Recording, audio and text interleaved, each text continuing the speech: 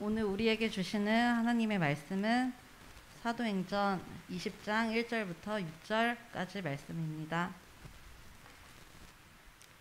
다 찾으신 줄 알고 살아계신 하나님의 말씀을 제가 봉독하겠습니다. 소요가 그침에 바울은 제자들을 불러 권한 후에 작별하고 떠나 마게도냐로 가니라. 그 지방으로 다녀가며 여러 말로 제자들에게 권하고 헬라에 이르러 거기 석 달 동안 있다가 배 타고 수리아로 가고자 할 그때에 유대인들이 자기를 해하려고 공모함으로 마게도냐를 거쳐 돌아가기로 작정하니 아시아까지 함께 가는 자는 베레아 사람 브로의 아들 소바더와 데살로니가 사람 아리스다고와 세군도와 더베 사람 가이오와 및 디모데와 아시아 사람 두기고와 드로비모라. 그들은 먼저 가서 드로아에서 우리를 기다리더라. 우리는 무교절 후에 빌립보에서 배로 떠나 닷새 만에 드로아에 있는 그들에게 가서 이레를 머무니라. 아멘. 목사님께서 가시밭의 백합화라는 제목으로 하나님의 말씀 전해주시겠습니다. 우리 옆 사람과 인사하겠습니다. 강하고 담대하십시오. 주님이 함께 하십니다.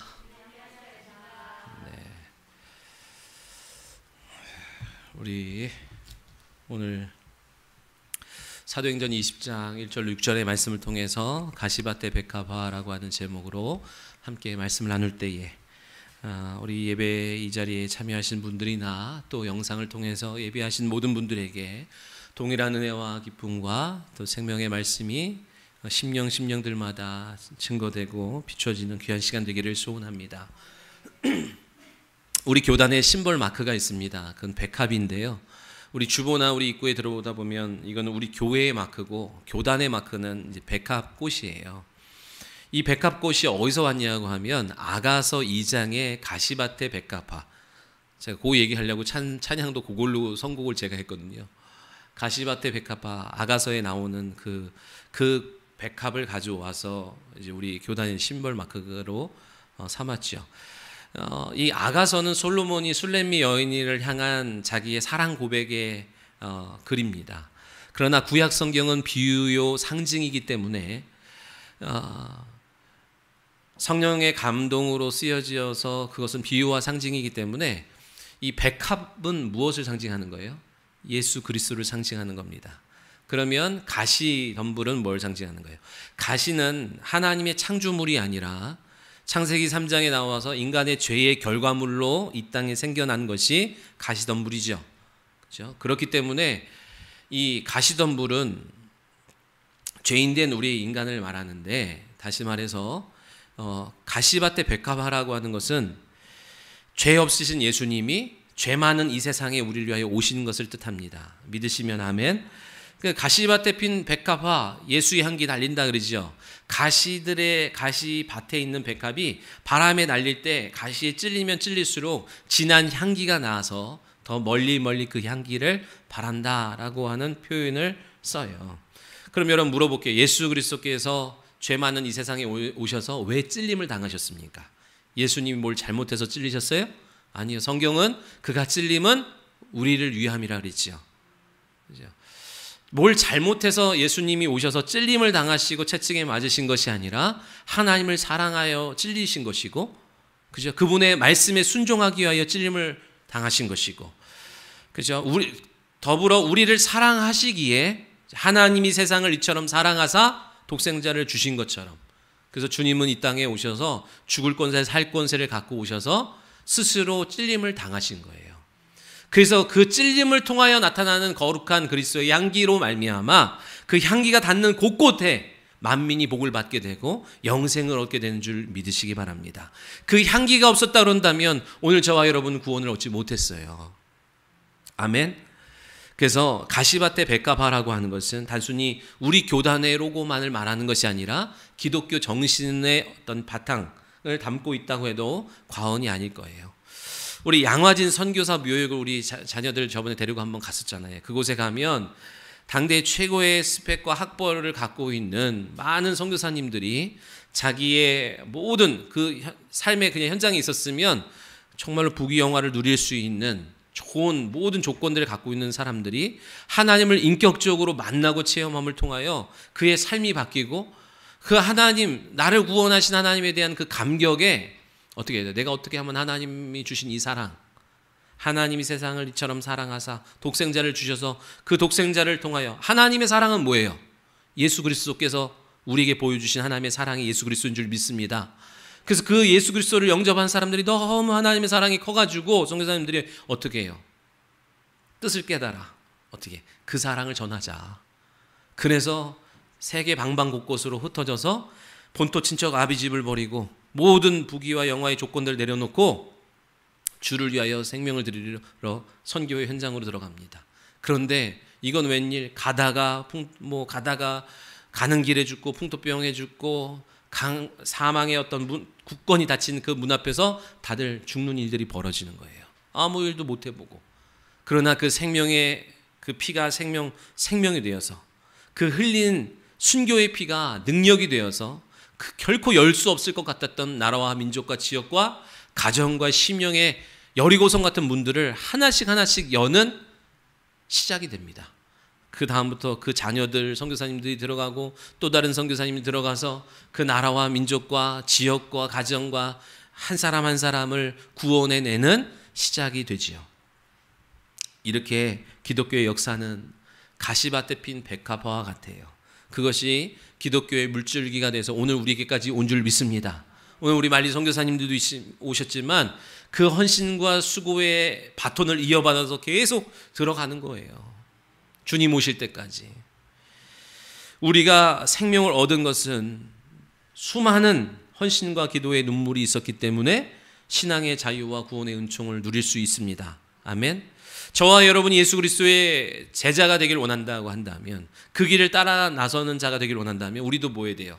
가시밭의 백합화처럼 살아야 돼요. 변형산의 황홀한 변형산에서 초막스를 짓고 여기서 살길 원합니다 라고 하는 게 아니라, 교회가 다 좋다고요. 교회에 오면 먹여주지, 입혀주지, 사랑해주지, 축복해주지, 그러죠?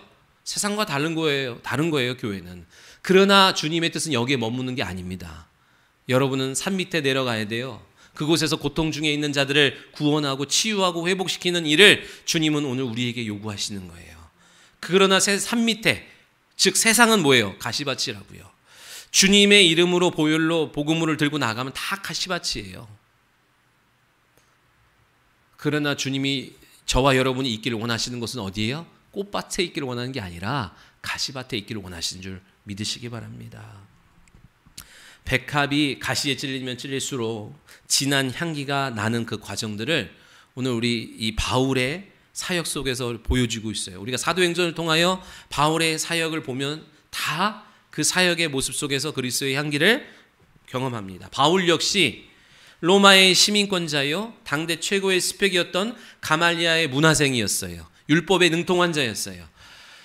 그도 그냥 가만히 있으면 그냥 부귀 영화를 누리고 살아갈 수 있는 모든 조건을 갖고 있었지만 인격적으로 그가 예수 그리스도를 만나잖아요. 그리고 다 내려놓고 지난날 세상 사람들이 부러워할 모든 이 조건을 내가 하나님을 만난 것에 비하면 이건 배설물에 불과하다라고 고백하면서 자기의 영달을 위하여 달려가는 것이 아니라 하나님의 영광을 위하여 자기 삶을 기꺼이 드리는 바울의 모습 속에서 주님의 향기가 나타나는 것을 우리가 지금 사도행전의 강해를 통해서 계속 보고 있죠?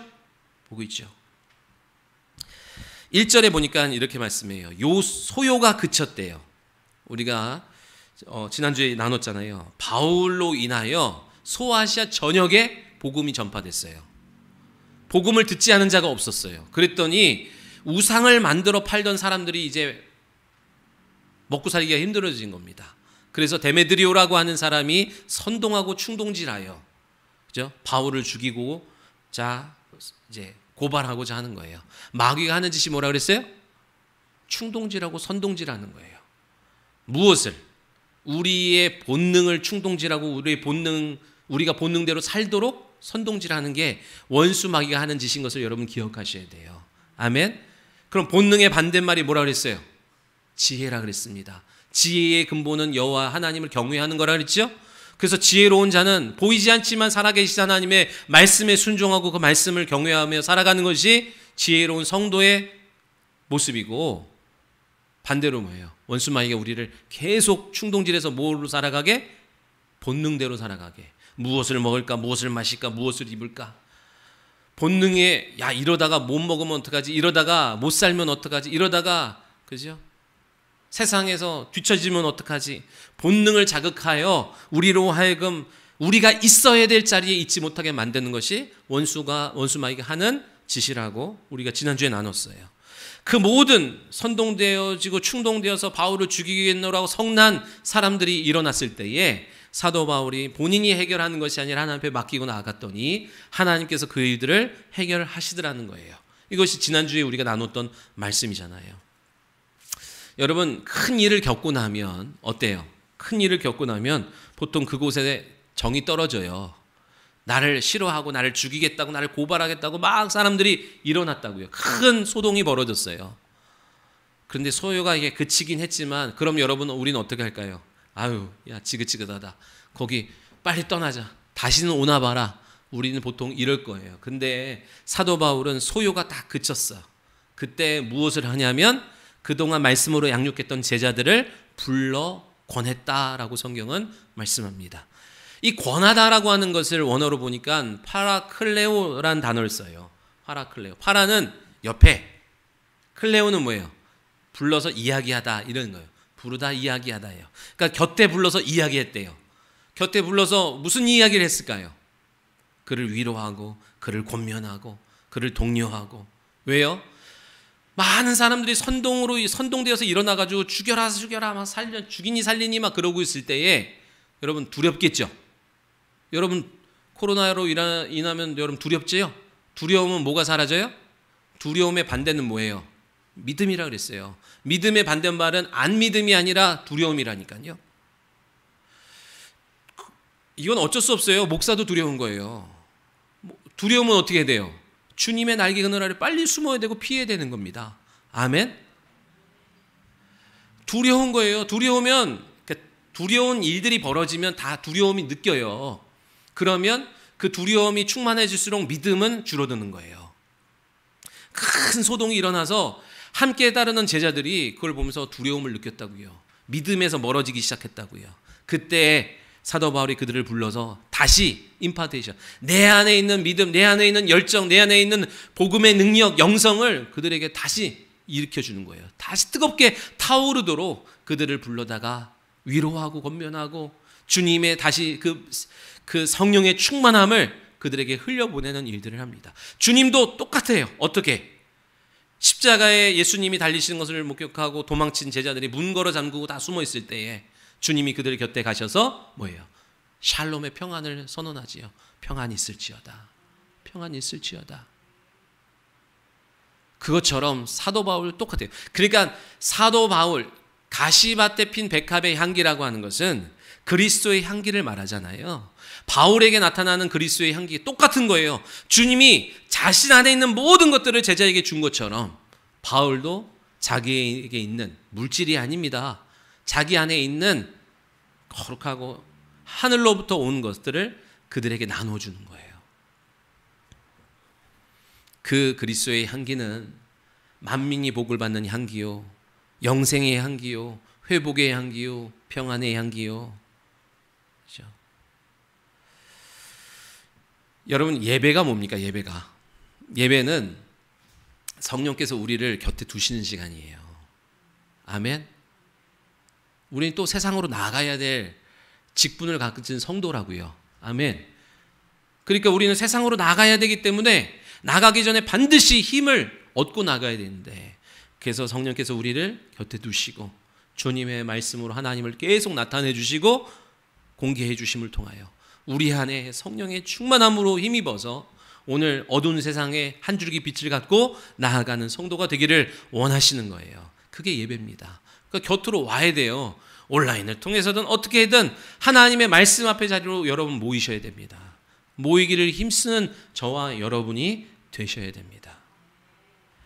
자세히 여러분 삶을 보세요. 어떤 사람 옆에 있으면 다 맞는 말인데, 맞는 말은 여러분 맞는 말이라고 살리는 건 아닙니다. 맞는 말 틀린 말이 살리는 게 아니라 여러분 기억하셔야 돼요. 정확하게 현실적으로 말하지만 현실의 이야기를 들으면 들을수록 두려움만 생기고 원망과 불평만 생기는 거예요. 그죠? 그러나 어떤 사람 옆에 있으면 믿음이 타오르고 소망이 생기고 열정이 생기고 기도하고 싶어지고 예배드리고 싶어지고 감사가 고백되어지는 사람이 있는가 반면에 그렇지 못한 사람도 있다고요. 오늘 여러분의 구역이, 여러분의 가정이, 이 교회가 그죠? 낙심하고 원망하고 근심하고 왔다 할지라도 돌아갈 때는 평강을 갖고 담대함을 갖고 나아가는 귀하고 복된 처소가 되기를 예수님의 이름으로 축원합니다. 저와 여러분에게 이런 그리스도의 향기가 나타나기를 원해요. 바울에게 그리스도의 향기가 나타났던 것처럼 저와 여러분에게도 그리스도의 향기가 충만하게 흘러나가기를 원합니다. 원래 향기는 무슨 감각으로 느껴지는 거예요? 후각으로 느껴지는 거잖아요. 향기니까. 그러나 그리스도의 향기는 뭘로? 전인격적으로 경험되어지는 거예요. 아멘? 믿으시기 바랍니다. 천국은 마치 한 여자가 가루섬 아래에 갖다 넣어서 부풀게 한 누룩과 같다 그랬어요. 누룩은 적은 소량이지만 그 누룩이 딱 들어가면 그 많은 양의 가루를 부풀게 만든대요. 생명이 들어가면 그 가정 전체가 복음으로 변화돼요. 그 과정 속에서 핍박과 어려움이 있지만 가시밭의 백합화와 같은 사람을 통하여 반드시 결국에는 복음화됩니다. 아멘. 나는 지긋지긋 싫어. 나는 가시밭의 백합 안 되고 싶어 하는 거예요. 그냥 이쁜 화병에 꽃이 되고 싶은 거고 꽃밭에 그냥 꽃으로 주목받고 싶은 사람들은 절대로 복음화를 못 시키는 거예요. 그래 나도 주님 가신 그 길을 따라가겠노라 해서 반대와 핍박 속에서도 그 길을 걷는 사람이 있다면 그 사람 때문에 가정이 복음화되는 거예요. 그 사람 때문에 그 사람이 거하는 처소가 복음화되겠다고 주님은 약속하신 것을 믿으시기 바랍니다. 자, 1절 중반에 보니까 이렇게 말씀해요. 작별하고 떠나서 마게도냐로 갔대요. 제가 주보에다가 3차 전도 여행의 지도를 그려 넣었는데 마게도냐는 빌립보 교회와 데살로니가 교회가 있는 곳이에요. 2차 전도 여행을 통해서 이미 다녀간 곳이고 세워진 교회가 있는 곳이에요. 그러니까 에베소에서 어디로 올라가요? 마게도냐 지방으로 올라가서 그곳에 이미 세워진 교회의 사람들을 격려하고 권면하고 하나님의 말씀으로 위로해요. 새 힘을 줍니다. 그리고 헬라에 이르렀대요. 여기서 말하는 헬라는 마게도냐에서 조금 내려오면 어디 있어요? 고린도 지역을 헬라라고 합니다. 이 사도 바울이 석 달 동안 이 고린도 지역에 머물면서 그곳에 세운 교회와 성도들과 제자들을 권면하면서 더불어 한 일이 뭐냐면 로마서를 여기서 씁니다. 로마서라고 하는 것은 로마에 있는 그리스도인들에게 보낸 서신이거든요. 근데 여러분 보세요. 바울은 아직 로마에 가본 적이 없어요. 로마에 가서 복음을 전한 일이 없어요. 그런데 어떻게 로마의 그리스도인들이 있냐라고 하는 거죠. 어떻게 있어요? 사도행전 2장에 디아스포라 유대인 이야기했죠. 사도행전 2장에 보면 약속하신 성령이 오순절날 마가의 다락방에 강력하게 임하였더니 성령이 하시는 일들이 뭐예요? 성령이 하시는 일들은 요한복음 보에서 성령이 하신 일들은 요한복음 15장 16장에 자세히 나와 있는데 15장에 뭐예요? 그가 나를 증언한다 그러죠. 성령이 오시면 우리로 하여금 그분을 증거하게 그죠? 나타나는 일들을 하게 됩니다. 그러니까 강력한 성령의 기름 부으심이 마가의 다락방에 임했더니 두려워서 숨어있던 제자들이 다 뛰쳐나왔어요. 쏟아져 나왔습니다. 그리고 그리스도를 증거하기 시작해요. 방언으로 말할 때 그것이 그들의 말로 들릴 정도로 성령의 충만함이 그곳에 있었어요.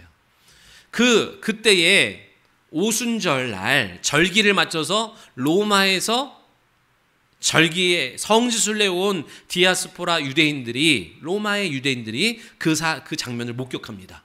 충격을 받았어요. 성령의 강력한 기름 부으심으로 인하여 놀라운 이적과 표적이 나타나는 것을 보면서 그들이 그냥 유대교로 살아가던 그들이 살아계신 하나님을 예수 그리스도를 통하여 그들이 만나고 경험합니다.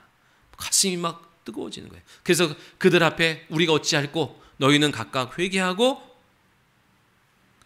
예수 그리스도를 영접하여 죄사함 받고 성령을 받아라. 다시 막 그렇게 해줬어요. 그래서 거기서 예수 그리스도를 영접하고 복음을 듣고 영접하고 자기의 집에 가서 아내에게도 식구들에게도 친구들에게도 예수 그리스도의 복음을 전합니다. 그래서 거기도 예수 믿고 영접하여 그리스도 된 자들이 먼저 있었어요. 누가 가서 복음을 전하는 것이 아니라 디아스포라 유대인들이 이곳에서 현장에서 성령의 기름 부음으로 역사하는 그 현장을 목격하고 예수를 영접한 사람들이 있었다라고 하는 거예요. 그래서 로마서는요, 바울이 로마에 들어가기 전에 그곳에 있는 기독교인들에게 먼저 보낸 편지입니다. 들어가기 전에. 바울이 로마에 들어가가지고 자기 안에 있는 여러 가지 은사도 나눠주고 하나님의 말씀으로 양육해야 되는데 들어가기 전에 먼저 서신을 보내서 신앙생활이 어떻게 해야 되는 것인지를 자세히 그 기본 틀을 이렇게 써주는 거예요. 여러분 잘 보십시오. 로마에 있는 그리스도인들이 예수 믿고 영접하여 구원받았죠. 중생했죠. 그걸 중생이래. 다시 태어났죠. 하나님의 자녀 구원받았다고요. 구원받았다고 끝입니까? 아니에요. 우리 이서가 태어났잖아요. 이서가 태어났다고 끝난 거예요? 아빠는 출근하고 엄마는 저기 쇼핑 좀 하고 올게, 너 여기 잘 있어, 그러고 가요? 아니요. 태어난 건 태어난 거고 그 다음부터는 뭐예요? 먹여야 되고 입혀야 되고 닦여야 되고 가르쳐야 돼요. 먹이는 것만은 뭐예요? 사육한다 그러는 거예요. 애를 사육하지 않죠? 양육하려면 뭐 해야 돼요? 양육이라고 하는 것은 먹이고 입히고 닦이고 가르치고 훈계하고 책망 다 포함되는 거예요. 오늘날 많은 그리스도인들이 어떻게 생각해요? 나 예수 믿고 구원받아서 중생했어요. 태어났어요. 끝. 절대 끝이 아니라는 것을 여러분 기억하셔야 돼요. 말씀으로 양육받지 않으면 생길 문제들이 허다하다는 사실을 여러분 기억하셔야 됩니다. 그래서 바울은 들었어. 무엇을? 로마에 있는 그리스도인들이 예수 믿고 구원받았는데 말씀으로 양육받지 못해서 생겨나는 문제들이 있다는 소식을 듣고 먼저 급한 불부터 끄기 위하여 로마서를 써가지고 그들에게 보내주는 거예요. 먼저. 내가 가기 전에 먼저 이것을 봐. 그러면서 로마서에는 뭐가 나와요? 죄가 무엇인지부터 알고. 그죠? 여러분, 죄가 무엇인지를 모르면 의가 무엇인지도 모르고, 그죠? 죄의 결과, 죄의 현상을 모르니까 오늘 우리의 삶 속에 벌어지는 이 모든 원인의 근본을 못 찾아내는 거예요. 왜 공허합니까? 왜 싸웁니까? 별의별 딱 누구랑 얘기해 보면 그에게 나타나는 문제를 딱 진단할 수 있어야 되잖아요. 그죠? 이게 다 어디서부터 왔는지. 그러면 진단만 하고 끝납니까? 아니죠. 진단했으면 처방을 내려줘야 될 거 아니에요. 그죠? 처방을 내려주기 위해서 로마서에 쭉 쓰는 거예요. 죄가 무엇인지, 율법과, 그죠? 복음에 대해서, 유대인들에 대해서, 기독교인들과 유대인들과 이방인들의 관계에 대해서, 육체의 소욕과 영에 대해서, 어떻게 하나님을 온전히 예배할지에 대해서, 그리스도인들이 이 마지막 시대에 어떻게 분별하며 살아가야 될지에 대해서 딱 정리해서 주는 거예요. 로마인들을 양육하기 위한 양육 교재로 먼저 보내는 거예요. 그러니까 로마서를 여러분이 잘 이해하면 영혼의 양육 교재로 쓰일 만한 것이 로마서다라고 하는 거예요. 자, 그렇게 석 달 뒤에 로마서를 쓰고 또 그곳에 있는 사람들을 권면한 다음에 예루살렘으로 돌아가려고 하는데 거기서 또 무슨 일이 벌어져요? 바울을 죽이려고 하는 공모하는 것을 알게 됩니다. 그래서 방향을 바꾸어서 이제 육로로 가려고 계획을 하지요. 바울은 가는 곳곳마다 핍박을 받았습니다. 그가 다메섹 도상에서 예수 그리스도를 인격적으로 영접하고 아라비아 사막에 가서 3년 동안 말씀으로 깊이 묵상하고 다시 돌아와서 예루살렘에 있는 사도들과 교제한 이후에 본격적으로 이제 복음을 들고 사역하는 사도행전의 장면에 보면 그때서부터 한순간도 떠나지 않고 누가 핍박을 해요? 계속 핍박이 와요. 따라와요. 왜 핍박받습니까? 사도 바울이 뭐를 잘못했어요? 누구를 때렸어요? 누구 걸 훔쳤어요? 그런 일 없습니다. 그럼에도 불구하고 이유 없는 고난의 뜻은 어디 있어요? 그가 주님 길을 가기 때문에 그런 거예요. 그가 하늘에 속했다는 증거이기 때문에 그렇습니다. 너희가 핍박을 받으면 너희가 핍박받는 게 아니라 너희 속에 있는 내가 나 때문에 핍박받는 것을 알아라. 그렇게 말씀하시죠. 그러니까 다시 말하면요. 주님의 길을 안 가면 고난 없습니다. 그러니까 여러분이 인격적으로 잘못해서 받는 그런 고난은 말고 내가 주님의 길을 가기 때문에 걸어가면 이유 없는 고난들이 많아요. 반대로 내가 주님의 길을 안 가면 꽃길만 걸으면 문제 없습니다. 그리스도인들도 다 편하게 잘 먹고 잘 살고 그렇게 살아가요. 근데 바울은 주님의 길을 따라가요. 주님이 가시밭의 백합처럼 살아가셨던 것처럼 그도 가시밭의 백합의 삶을 살아요. 성도가 받는 고난 중에 성도가 받는 고난 중에 자기가 잘못해서 받는 고난 말고 이유 없이 찾아오는 고난의 이유가 뭐예요? 세상과 구별됐기 때문에 받는 고난이에요. 거룩함으로 받는 고난이다 이 얘기예요. 성경에 하나님 말씀하셨어요. 내가 거룩하니까 너희도 거룩하라 그러셨어요. 이건 명령입니다. 여러분 거룩하셔야 돼요. 아멘? 거룩이 뭐예요? 거룩이 뭐예요? 거룩은 구별되다는 게 거룩인 거예요.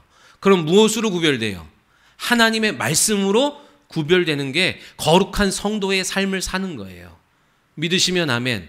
세상의 기준이 아니라 하나님의 말씀으로 기준된 삶을 살 때에 세상과 구별될 것이라고 주님은 말씀하셨어요.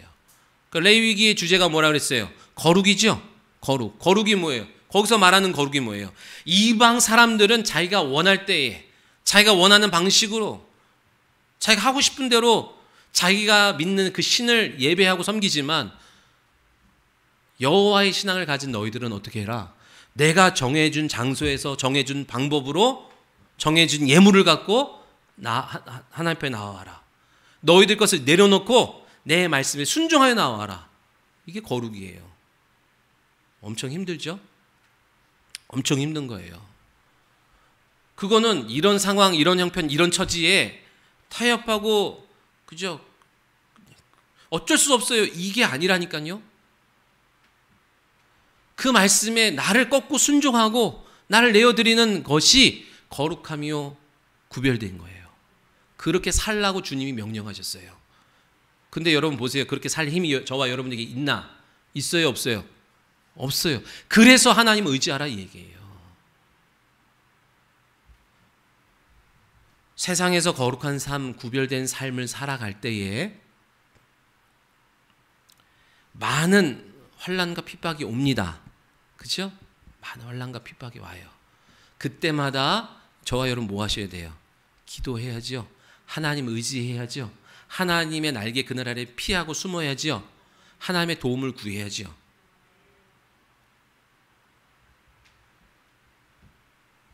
그러면 그 과정 속에서 내 영혼이 정결해지는 것이고 그 과정 속에서 내가 거룩해지면서 하나님과의 깊은 관계가 맺어지기 시작하는 거예요. 하나님은 거룩하셔서 거룩한 장소에만 임하시는 거예요.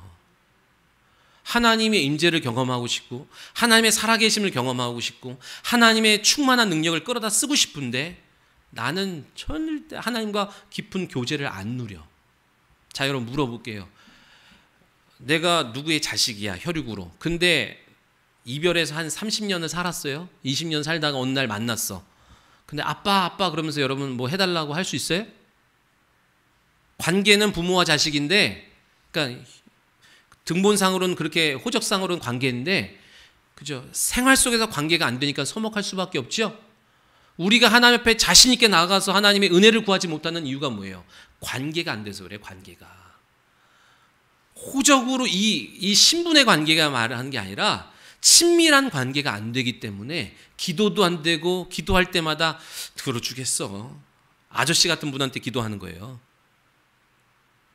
오늘 우리는 하나님과 깊은 교제가 이루어져야 돼요. 관계 속에 묶여야 돼요. 그러려면 어떻게 해야 돼요? 거룩하고 구별된 삶을 살아야 하나님의 임재가 그곳에 있는 거예요. 불협한 것이 있으면 하나님은 임재하지 않으십니다. 아멘?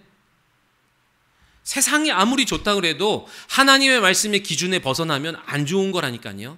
세상 사람들 모두가 좋다 그래도 하나님이 아니다 그러면 아닌 거예요. 어렵지요? 쉽다는 얘기가 아니에요. 어려워요. 그러나 우리가 그렇게 살아야 돼요. 그 살 힘은 내 안에서 오는 것이 아니라 위로부터 오는 것임을 믿으시기 바랍니다. 계속 그렇게 그래서 여러분이 하나님과의 관계는 언제 비로소 나타나요? 구별된 삶을 살려고 했는데 환난과 고난이 밀려올 때 아이고 뒤로 물러서는 게 아니라 하나님 의지하고 하나님께 기도하고 이 과정 속에서 하나님과의 깊은 관계가 딱 묶이는 거예요. 그때마다 여러분이 구하는 거, 너희가 내 안에 거하고 내 말씀이 너희 안에 거할 때에 무엇이든지 구하라 그랬어요.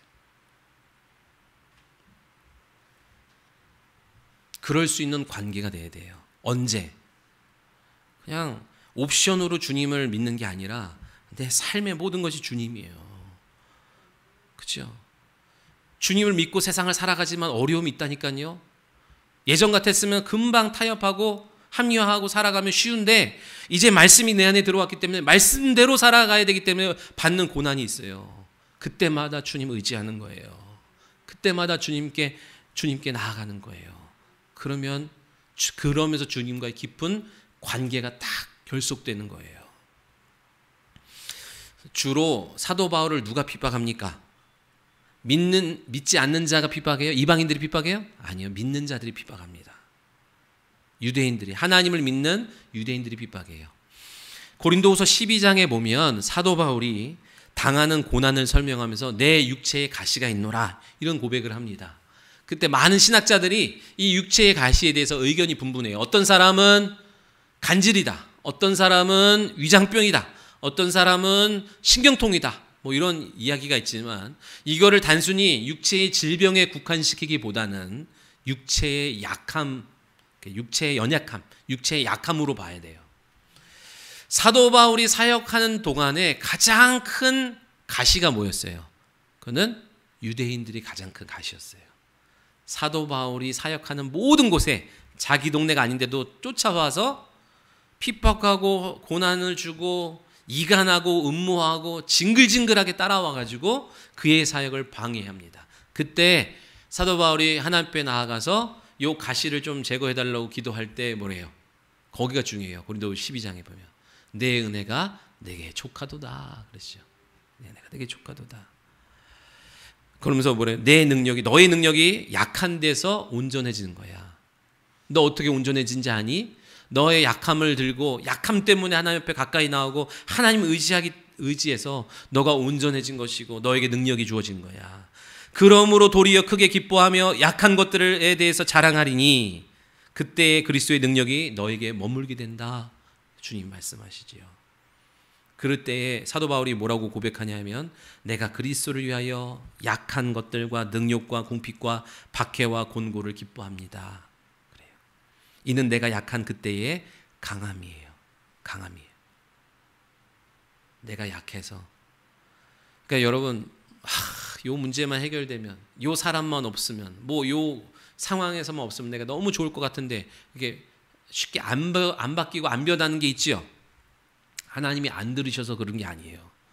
그것으로 말미암아 더 겸손해지고 그것으로 말미암아 더 하나님 앞에 가까이 나올 수 있는 계기가 되기를 원하시는 거예요. 사람은요 한 번에 온전해지지 않습니다. 예수 믿고 구원받았다고 온전해진 게 아니에요. 신분은 바뀌었지만 수준이 안 바뀐 성도가 된다고요. 온전해지려면 내가 예수 믿고 구원받고 주님이 뜻대로 살려고 그러는데 왜 이렇게 어려워요? 그거 붙들고 주님 앞에 더 가까이 나오게 하기를 원하시는 거예요. 믿으시면 아멘. 그러니까 여러분 우리는 보통 사람 앞에서 이제 우리가 강화하려고 하잖아요. 근데 사람 앞에서 약한 모습 보이면 사람이 도와주고 불쌍히 여기고 막 협력해주고 그래요. 여러분 인생을 그렇게 살면 안 됩니다. 사람 앞에서는 당당하고요. 하나님 앞에서는 여러분 나의 영적 무능한 형편을 빨리 인정하고 내 안에선 선한 것이 없습니다. 하나님 도와주시지 않으면 안 됩니다. 날마다 그런 자세로 서야 되는 게 오늘 우리에게 요구되어지는 자세예요. 믿으시면 아멘. 세상 사람들은 어떤다 그랬어요? 학벌로 강해지려고 그러고 물질로 강해지려고 그러고 육체의 힘으로 강해지려고 그래요. 그러면 더 센 사람이 나오고 더 많이 가진 사람이 나온다 그랬어요. 하나님으로 인하여 강해져야 돼요. 믿으시면 아멘.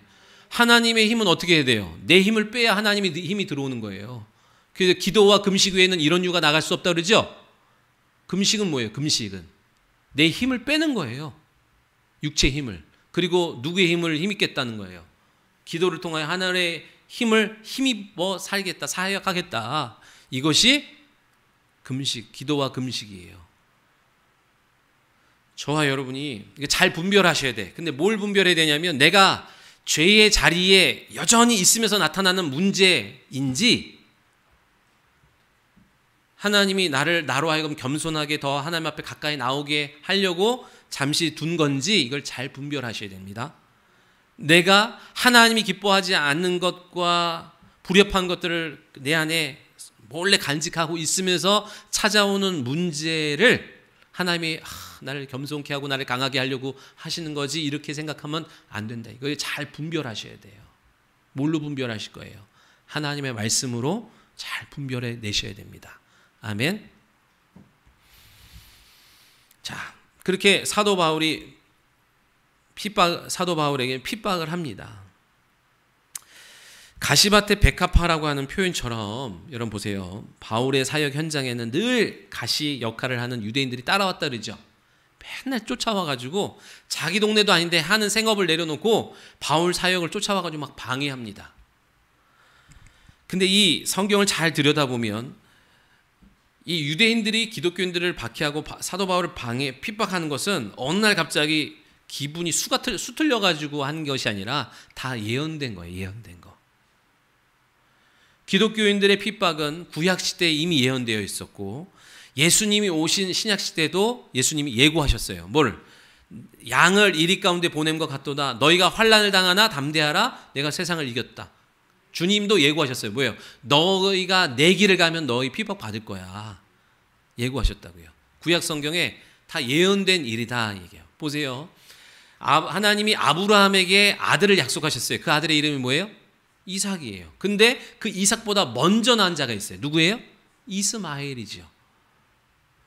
이스마엘이 14살쯤에 이삭이 젖될 때가 돼서 잔치를 하는데 이 이스마엘이 그를 시기하여 조롱하는 것을 그 이삭의 엄마 사라가 딱 봤어요. 이것이 감히 그래가지고 쫓아내죠. 이거를 갈라디아서 4장에서 이걸 풀어줍니다. 뭐라고?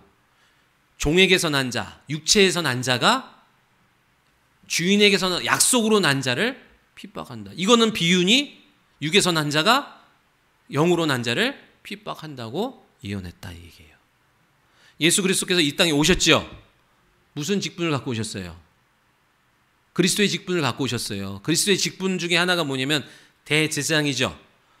하나님과 죄인된 인간의 중간에 다리 역할을 하는, 그죠? 다리 놓는 역할을 한다고요. 중보자의 역할을 하시는 게 예수님이죠. 근데 성경에 보면 예수님을 뭐라고 표현했냐면 레위인의 반차로 오시지 않고 멜기세덱의 반차로 오셨다 그래요. 레위인의 반차는 뭐예요? 원래 제사장들은 레위 집안에서 제사장 역할을 했죠. 육체의 혈통으로 레위인의 집안에서 온 게 아니라 멜기세덱, 하늘로부터 오신 제사장이다 이 얘기예요. 근데 하늘로부터 오신 제사장을 육체로 온 이 땅에서 온 누가복음 3장에 가야바와 안나스라고 하는 대제사장이 누가복음 3장에 우리 수요일날 나눴죠? 가야바와 안나스가 먼저 온 그들이 나중에 오시는 하늘로부터 오시는 예수 그리스도를 대제사장을 핍박하는 거예요. 이 땅의 제사장인들이 하늘로부터 오신 제사장을 핍박하는 거예요. 육체로 난 자가 영으로 난 자를 핍박한다 이 얘기예요. 교회도 마찬가지라 그랬어요. 교회도 마찬가지입니다. 이 자리에는요 성령으로 난 자도 있고 육체로 난 자가 있어요. 육으로 난 자가 있어요. 여러분 우리가 예수 믿고요 태어나면서부터 영에 속한 자, 영으로 난 자가 있어요? 우리 안 그래요. 다 육체로 난 자의 시작은. 그러나 시작은 육체로 했지만 영으로 마치기를 원하는 게 저와 여러분의 길이죠? 아멘? 아니 목회자의 가정에서도 낳았다 할지라도 선교사님의 자녀라 할지라도 다 육체로 난다고요. 내가 성령 안 받으면. 아니 내 부모가 목사고 내 부모가 선교사라고 다 내가 그냥 자연스럽게 길이 열려요? 여건은 좋은 거예요. 하나님 앞에 나아갈 수 있는 여건은 좋으나 다 보장된 건 아니에요. 내가 인격적으로 하나님을 만나야지. 그러니까 여러분 부지런히 뭐 하라 그랬어요? 성령 받기를 소원하고 사모하라 그랬죠?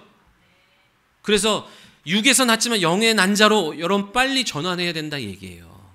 교회에는 육으로 난 자도 있고 영으로 난 자가 있다 그랬어요. 육으로 난 자는 어떤 사람일까요? 그러면 가시밭의 백합화가 아니에요. 꽃밭의 백합이 되고 싶은 거예요. 그죠? 늘 편한 자리, 인정받는 자리, 자기 영광이 있고 자기 만족이 있는 자리, 그런데 찾는 거예요. 자기 만족. 대신 그 사람에게는 주님이 뭐라고 약속하셨냐면 너에게는 상이 없다. 왜? 이 땅에서 다 받은 거예요. 여러분, 내 기분과 만족으로 헌신하면 안 됩니다.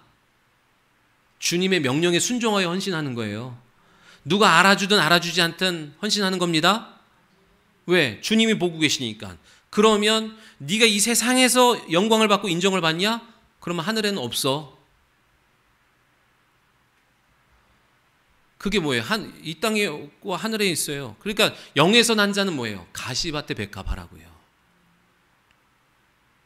알아주든 못 알아주든 주님 가신 길을, 주님이 자기가 십자가 지면서 이걸 누가 알아줄까? 못 알아줄까?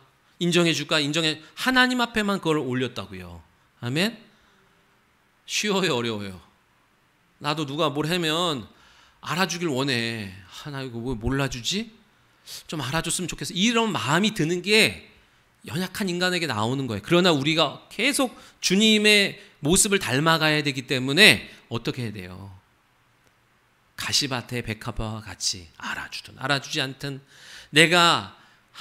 이것을 함으로 내 기분이 좋든 좋지 않든 그 말씀이면 순종하며 달려가는 거예요. 아멘. 그때 반대가 있고 핍박이 있고 도전이 있어요. 왜? 거룩하니까. 그게 구별된 거니까. 세상 사람들은 절대 못 그럽니다. 근데 하나님의 말씀에 순종하여 비록 이 땅에 보이고 잡히는 거 없다 할지라도 약속을 믿고 하늘에 심는 자들을 하나님은 복이 있다 그러고 영광이 있다 그러고 상이 있다 그러셨어요. 근데 옆에서 그거를 보고 있는 육에 속한 자가 핍박한다고요. 너는 뭔데 그러냐 하는 거예요. 유대인의 삼손이, 사사기에 보면 삼손이 나옵니다. 삼손은 되게 비참한 인생을 살았어요. 왜냐하면 같은 민족의 손에 붙들려서 블레셋에게 갖다 바친 바 된 거예요. 하나님이 이스라엘 백성들이 블레셋에게 핍박 고난당하고 있을 때 긍휼히 여기셔서 삼손을 일으켜 그들에게 평화와 자유를 주십니다. 근데 누가 핍박해? 유대인들이 뭐라 그래요? 야, 왜 설치고 다녀? 그냥 튀지 마. 가만히 있으면 돼. 블레셋에게 종으로 살면 어때? 잘 먹고 잘 사는데. 잘 먹고 잘 살면 되지. 왜 너희들 들쑤셔가지고 블레셋 기분 나쁘게 해가지고 왜 어려움을 주려고 그래? 삼손. 근데 삼손이 너무 힘이 세니까 블레셋도 못 건드리고 유대인들도 못 건드리는 거예요. 오늘날 세상에요, 여러분, 교회라고 다 같은 교회는 아닙니다. 교회 안에도 육에 속한 자, 영에 속한 자가 있는 것처럼 이 교회들 속에서도 육에 속한 교회가 있고 영에 속한 교회가 있음을 믿으셔야 돼요. 아멘? 잘 분별하셔야 됩니다. 잘 분별. 우리는 영에 속한 교회예요, 육에 속한 교회예요. 여러분이 잘 내가 아무리 주장해도 그거 믿으면 안 되고, 여러분 말씀을 근거로 우리 교회가 진리로 가고 있는지, 그죠? 곁가지로 딴 길로 가는지 여러분이 점검하고 지켜내야 되는 거예요. 아멘? 우리는 이단이 아니잖아요. 무조건 목사 말에 100% 그래나 봤으면 좋겠어. 그런 거 아니잖아요. 그죠? 목사의 말을 따라서 가지만 여러분이 점검할 수 있어야 된다고요. 그거를 가르쳐 드리는 거죠. 계속 양육을 통해서. 그죠? 반응이 별로 시원찮은 것. 계속 유대인들이 왜 설치냐 그래요. 근데 힘으로 안 되니까 어떻게 해요? 힘으로 안 되니까 미인계를 써가지고 드릴라를 보내가지고 힘의 근원을 아레나에서 삼손을 잡아다가 블레셋 손에다 갖다 줘요. 누가? 유대인들이. 성령으로 일하는 자를, 여호와의 영에 감동되어 일하는 삼손을 육에 속한 유대인들이 방해하는 거예요. 핍박하는 거예요. 이건 예언된 거예요. 예언된 거. 저와 여러분에게 내가 뭔가를 인간의 연약한 성품과의 부족함 때문에 받는 고난 말고 내가 주님의 길에 가시밭길에 들어서서 좁은 문 좁은 길로 가려고 하면 할수록 찾아오는 어떤 갈등이 있다고요. 왜 그런 거예요? 내가 주님의 길에 들어서 있기 때문에 오는 찔림이라고요. 그거를 피하면, 그거를 거절하기 시작하면 지금 이 땅의 현세에는 좋을지 모르지만 하나님의 나라에서 영광의 자리에 참여할 수 없어요. 그래서 주님은 인내해라, 힘내라. 그렇죠? 오늘 조금 힘들고 가시 찔리는 그것 때문에 포기하지 마라. 이게 주님이 우리에게 외치는 호소예요. 믿으시기 바랍니다. 그럴 때마다 핍박하고 방해한 사람이 있어요. 너네 교회는 뭘 잘나서, 너는 뭘 이렇게 잘나서 왜 튀냐? 코로나 속에서 예배 안 하면 쉽죠, 편하죠. 그러다가 코로나 생기면 너 기독교회와 하나님의 영광을 가리고 예배하는 모든 이유는 많아. 자기 길을 가는 거예요, 그냥 자기 길을. 믿으시기 바랍니다. 오늘 우리 못 나오시고 지금 그 영상으로 들으시는 분들 있지만 나오기를 원하지만 불가피한 상황이 있을 수 있어요. 그 믿음으로 영으로 우리가 같이 성령 안에서 우리가 지금 예배하잖아요. 그런 분은 걱정 안 해. 그런 분은 영상으로 드리든 어디서 드리든 이 산에서 드리든 저 산에서 드리든 그건 주의 종 걱정 안 해요. 지금 오늘 영상에 참여하고 있는 그분들 나는 걱정을 안 한다 이 얘기예요. 그러나 여기 앉아 있어도 못 들을 수 있죠. 그죠? 그게 걱정인 거지. 오늘 우리 모두가 주님 안에서 성령 안에 사로잡혀서 살아계신 하나님을 오늘도 경험하고 체험하고 그죠? 새로워지는 그런 모든 성도들이 되어지기를 예수님의 이름으로 축원합니다. 바울은 가시밭에 핀 백합이에요. 그러니까 어려움이 있어, 환란이 있어. 그런데도 불구하고 계속 순종하고 나가니까 하나님이 그때마다 참 같은 민족 유대인들에게 핍박받고 조롱하고 이간하고 음해하고 막 조롱하고 죽이려고 징글징글하게 막 쫓아다니는 그들을 통해서 막 상처가 얼마나 받습니까? 그렇죠? 그때마다 포기하지 않고 순종하고 갔더니 어떤 일이 벌어져요? 하나님이 믿음의 동역자를 또 세워주시는 거예요. 3절 끝에 보니까 마게도냐를 거쳐 돌아가기로 작정했다 그러죠. 음모를 알고. 여러분 작정한다는 건 뭐예요? 작정. 하나님이 저와 여러분에게 감동을 주셔야 됩니다. 그 감동에 내가 작정하는 거예요. 아멘? 내가 성전 건축에 큰 쓰임을 받아야지. 감동을 주셨어. 그 외면해. 아니야, 이거 내가 잘못한 내 소리야. 막 혼자 막 헌금에 뭐 이런 감동이 오면 이거 막 100번은 점검해봐. 그죠? 근데 세상이 주는 감동이 있어요. 세상이 주는 감동, 야망이라고 해요, 그걸. 그 야망을 작정한다고 사람들은 다. 성전 건축도 야망일 수 있어요. 하나님의 뜻 가운데 계속 점검하고 우리가 서야 됩니다. 그러니까 하나님이 감동을 주셨어요. 돌아가라고. 근데 지금 바울은 어디로 가기를 원한 거예요? 고린도에서 지금 지도를 보면 알지만 배 타고 다이렉트로 예루살렘으로 가려고 하는 거거든요. 그게 쉽죠? 지금처럼 무슨 철도가 있어요, 자동차가 있어요, 뭐가 있어요. 산 넘고 물 건너 바다 건너서 계속 가야 되는 거예요. 육로로 돌아가면. 그리고 충격받았던 장소들을 또 가야 돼요. 그게 쉬워요? 아니면 배 타고 한 번에 가는 게 쉬워요? 배 타고 한 번 가는 게 쉬워요. 근데 음모가 있기 때문에도 그렇지만 주님이 돌아가래요. 그 주님이 주신 마음에 내 의견을 내려놓고 순종하니까 4절에 뭐예요? 아시아까지 함께 가는 자들을 붙여주십니다. 붙여주세요. 보세요. 베레아 사람 부르의 아들 소바더, 데살로니가 사람 아리스타고와 세군도와 더베 사람 가이오와 및 디모데와 아시아 사람 두기고와 드로비모라 그러죠. 힘들어요. 하나님 그냥 배 타고 한 번에 가면 좋겠어요. 그러고 싶지만 하나님이 또 돌아가래. 왔던 길을 다 돌아가래. 어느 세월에 돌아가 이거 하는데 말씀에 순종하고 돌아가니까 하나님이 그 지역마다 요 사람들이 다 어디 지역 이름을 대죠. 원래는 보통 누구의 아들 그런데 그렇게 안 쓰고 그 지역 이름을 대요. 지금 돌아가는 여정에 있는 출신들 사람들 잘하는 사람들을 놓아서 동역자를 옆에 붙여주세요. 그리고 그걸로 끝난 게 그들을 그냥 안내자로 쓴 것만이 아니라 소아시아 7교회를 사도 바울이 세우죠. 그때 거기에 중추적인 역할을 이 사람들이 또 다 감당하는 거예요. 내가 순종했더니 동역자를 붙여주실 뿐만 아니라 하나님 나라에 확장하는 일에 쓰임받게 되는 일들이 여기서 벌어져요. 그래서 가시밭의 백합 향기는 하나님이 붙여주시는 동역자라고도 해도 과언이 아닐 거예요. 저는 그렇게 생각합니다. 저에게 있어서 향기는 여러분이에요.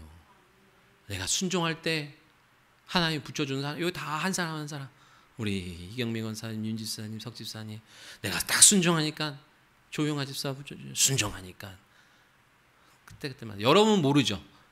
근데 순종할 때마다 조한호 장지, 오늘 조한호 장지에 성경 이름 어려운 데 나왔죠, 그죠? 이름이 제일 어려운 것 같아. 이렇게 다 붙여주시는 거예요, 하나님이. 여러분 따라해보세요. 향기는 순종의 결과다. 여러분 순종하시면 하나님이 여러분의 인생에 꼭 도울 사람들을 또 붙여주십니다. 동역자를 붙여주세요. 남편을 동역자로, 아내를 동역자로, 부모를 동역자로, 자식을 동역자로, 내 주변의 형제를 또 동역자로, 하나님 나라의 거룩한 일을 감당하는데 혼자 가지 않게 하시고 동역자를 붙여주시고 그 사람이 또 세워져서 거룩한 일을 감당하게 하시는 거예요. 향기가 뭐예요? 순종의 결과예요. 순종의 결과. 예수님이 하나님과 동등됨으로, 하나님의 본체시고 하나님과 동등됨으로 여기지 아니하시고 그 하나님의 말씀에 순종하였더니 그리스도의 향기를 통하여 그 향기를 맡는 사람마다 다 생명을 얻게 되었지요. 그렇죠? 그러면서 주님이 순종하니까 누가 생겨요? 제자들이 생겨요. 3년 반 동안 아무리 열심히 했어도 그들은 다 떠나가고 말아요.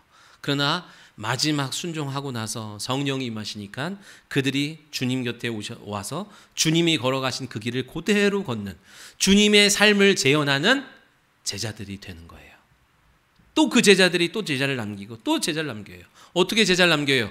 주님이 자기의 모든 것을 주었던 것처럼 불러다가 곁에 두고, 그죠? 내게 주신 은혜를 주는 거예요. 그럼 내게 준 은혜를 여러분에게 주면 여러분에게 기존에 있던 것과 더불어서 여러분이 더 잘 돼야 될 줄 믿습니다. 형만한 아우가 없다 그랬는데 아니, 있어야 돼요. 할아버지보다 아버지가 잘 돼야 되고, 아버지보다 자식이 잘 돼야 되고, 자식보다 손자가 더 잘 돼야 돼요. 그래야 자자손손 대대로 계속될 거 아닙니까? 할아버지보다 아버지가 못하고, 아버지보다 아들이 못하고, 아들보다 손자가 못하면 어느 순간 그 집은 없어지는 거예요. 오늘 저와 여러분이 하나님 말씀에 순종하며 나아갈 때 그 그리스도의 향기로 말미암아 여러분의 가정이 영적 위협을 주님 오신 그날까지 잘 지켜내는 복된 명문의 가문이 될 줄 예수님의 이름으로 축원합니다. 아멘. 기도하겠습니다. 살아계신 하나님 아버지 감사합니다. 오늘도 주님 말씀 앞에 주님의 약속을 붙들고 나온 사랑하는 성도들, 저들의 영혼 위에 주님 함께하여 주시고, 오늘도 가시밭 길을 걷게 되어지는 사랑하는 성도들의 삶 속에 하나님의 위로가 있게 하시고, 하나님의 능력이 있게 하시고, 하나님이 친히 간섭하여 주셔서 좌로나 우로나 치우치지 않고 끝까지 생명의 길로 나아가는 복된 성도들 다 될 수 있도록 역사하여 주시옵소서. 감사드리며 다시 오실 예수 그리스도의 이름으로 축복하며 기도하옵나이다. 아멘. 아멘. 우리 옆 사람과 인사하겠습니다. 가시밭의 백합 됩시다.